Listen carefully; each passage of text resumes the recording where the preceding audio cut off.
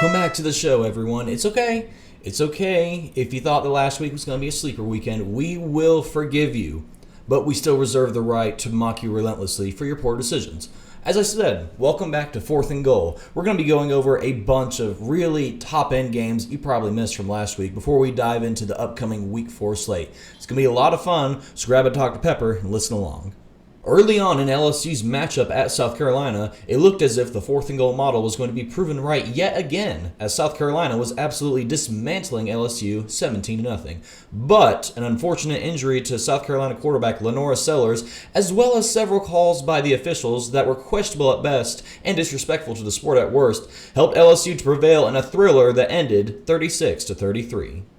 This outright miracle of a win for LSU has bought them time to shore up their defense before Ole Miss heads to town, as they play UCLA, South Alabama, and the bye week before the much-anticipated matchup with the Rebels. For South Carolina, such a crushing loss is the absolute worst way to head into the meat of their SEC schedule, as after 2 straight bye weeks, they will be facing a gauntlet of 4 straight ranked SEC teams, including Ole Miss, Alabama, Oklahoma, and Texas 8-4.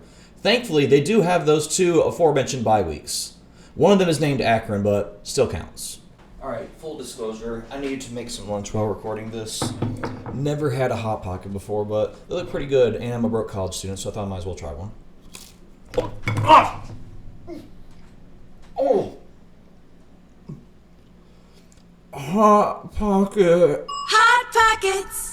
Another exciting game that most people chose to ignore was Boston College at Missouri. While this was a ranked matchup going into the game, most people ignored it since they thought that Boston College was likely overrated and that Missouri would wipe the floor with them as it had done to their previous opponents. Well, Boston College was up on them in Missouri's own building, 14-6. While Boston College's early lead came as a shock to many, since Missouri had been beating teams they were favored by multiple scores over, by multiple scores, so in other words, basically doing what any team would, Missouri was able to claw back victory from the jaws of defeat, sending the Eagles packing in a 27-21 victory.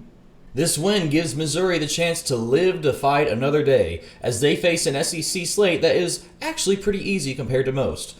For the Boston College Eagles, their head coach, Bill O'Brien, is likely to now trade their entire roster to Arizona for a bag of chips. This thing just burnt my mouth. Why is the middle so cold? Okay, to be fair to those of you who did not tune in to Kentucky at Georgia, Kentucky had just gotten mauled by South Carolina the previous week. While this game is sure to leave the Kentucky football program scratching their heads and wondering why their players have a killer instinct but not their head coach, it leaves Georgia scrambling for answers ahead of their oncoming matchup with Alabama. Speaking of the Crimson Tide, Alabama marched into Camp Randall Stadium in the first highly anticipated away game of Kalen DeBoer's tenure at Alabama. The Crimson Tide's game plan was apparently to go full-blown 2009 and knock out the opposing team's starting quarterback, which they did, and then cruise to a 42-10 victory.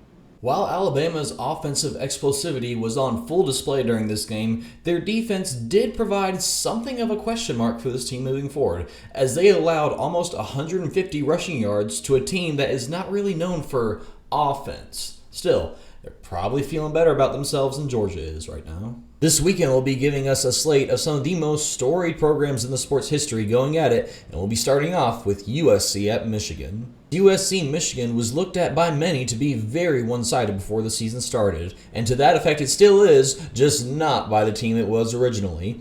Everybody is picking USC to win this game, as they have a very good-looking win over LSU, while Michigan has an absolutely disappointing loss to Texas at home.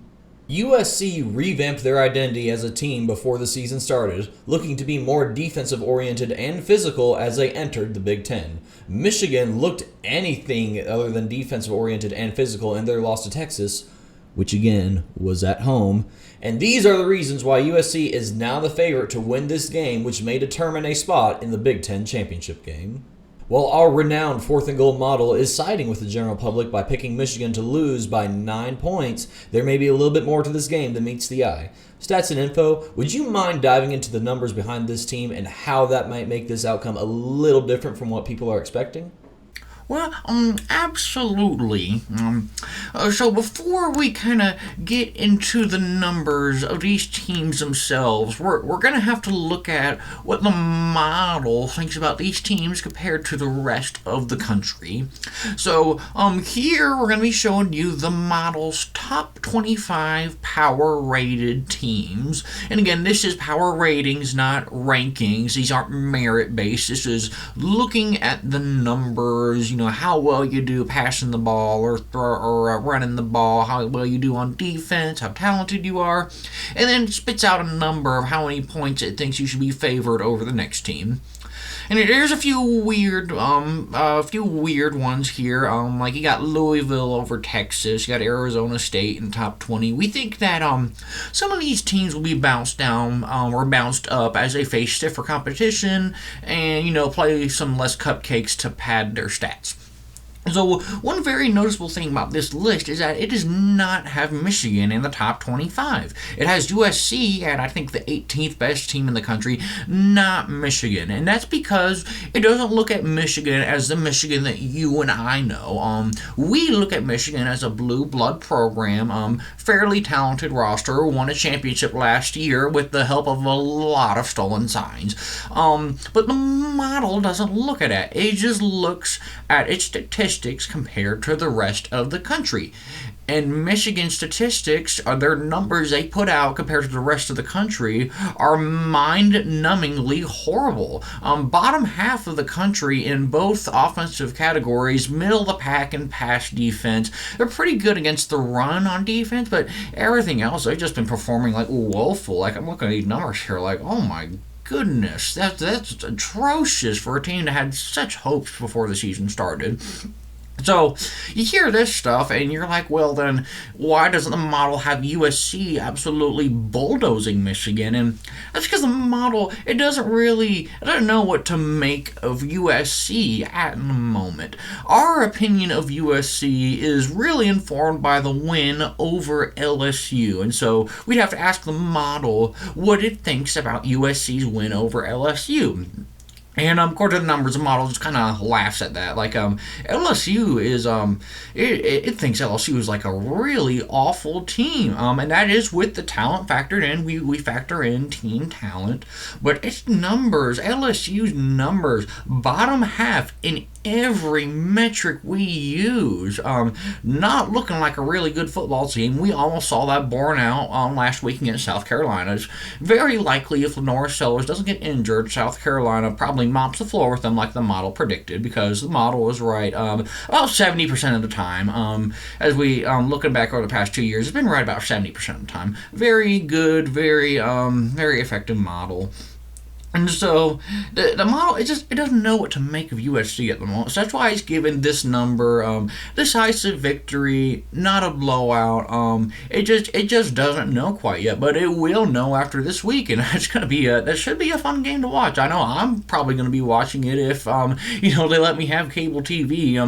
Sometimes when the model does bad, they take away my TV privileges as well. So should be a good game. Hope you guys get around to watch it though. All that being said, we can't help but think back to last week's game between LSU and South Carolina, where the model infamously predicted South Carolina to blow out LSU by 19 points. And South Carolina was on their way to actually doing that before their starting quarterback got injured and the refs decided to have rejected ex-girlfriend levels of animosity towards Shane Beamer's team. Lesson learned, the model knows what the crap it's doing. Another big game with playoff implications will be Utah at Oklahoma State. This will be a game between two of college football's grittiest teams and will determine who has an inside track to the first round bye week during the college football playoff. Utah had quite the scare last week as their 7th-year starting quarterback Cam Rising went down with an apparent hand injury. Thankfully, the senior, who is now eligible for discounts at Denny's, will be available to play against Oklahoma State. Oklahoma State, meanwhile, needed Auburn levels of voodoo magic in order to survive Arkansas at home 2 weeks ago, as the Razorbacks put up nearly 700 yards on Mike Gundy's defense.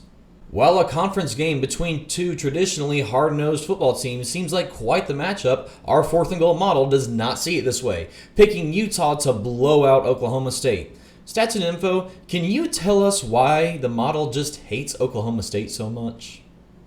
Yes, absolutely. So this one's a little bit more complicated. It is well known that the model does have a special animosity towards Oklahoma State. The model's not a big fan of mullets, and Oklahoma State's head coach Mike Gundy wears a mullet very consistently. So it knocks him a bit for that. It doesn't like that. The numbers behind Oklahoma State aren't really that good either. This is why power ratings are a very informative tool when trying to predict games. Better than rankings, in our opinion. So the power rating system shows that Oklahoma's only slightly impressive number is passing the football. They're in the top half of college football in passing, not by much, but they are in the top half. Everything else, the seller of the sport, bottom dwelling numbers, really poor, especially running the ball, which is a surprise. They have Ollie Gordon coming back. He was a fantastic back last year. Their offensive line, they're probably all old enough to probably have senior discounts at Denny's and IHOP and all of that. A lot of combined starts on that unit. They're running the ball at the 7th worst clip in all of the Power 4 teams, which is a bad number. So you pair these bad numbers with Mike Gundy wearing the mullet all the time, and the model just says, yeah, I'm going to pick Utah. Like, it respects Utah a lot, does not respect Oklahoma State. And so that's why you've got such an out of proportion number here. Do I personally think the game's going to be that big of a blowout? I do not. But then again, this model, it knows what it's doing. It always knows. So maybe there's something else it's seeing that we're not. And we're going to be closing things up this week with the biggest game of the weekend, Tennessee at Oklahoma. While most of the casual fans will be watching this sport for the drama between Josh Heupel and Oklahoma, the rest of us who love this sport knows that this is a game between a potentially high-powered offense and a potentially uber-talented defense that should produce a classic game. Although Tennessee has absolutely salted the earth with every single one of their opponents, questions still surround the team. Their running attack is one of the best in the country, but their starting quarterback, Nico Iamaleava, has not had a full year of experience under his belt and will be facing an extremely hostile environment in Norman. Oklahoma, meanwhile, has had to lean on their defense to win football games for the first time since the Bob Stoops era. Their offense has suffered injuries at the wide receiver position and has a ton of inexperience along the offensive line. Offensive whiz Josh Heupel and defensive mastermind Brent Venables, leading two talented teams, seems to make this one of the bigger games of the entire season. However, there is one matchup in this game that we believe will make this anything but that. Our 4th and goal model has Oklahoma losing by almost 13 points at home, and this is almost entirely due to the running game's matchup with Tennessee's run defense. Although Tennessee's pass defense has potential to be taken advantage of, we do not think Oklahoma is the team to do it. Look for Tennessee to make an extremely big statement by taking down the Sooners in their own building. That's going to do it for this week's episode. Be sure to stock up on some Dr. Pepper over the week so that you have plenty to drink while you watch some big games this weekend. Or better yet, tell the company about our unwavering loyalty and support of them despite the changes this show has undergone in the past 4 years. Thanks for watching and have a great weekend.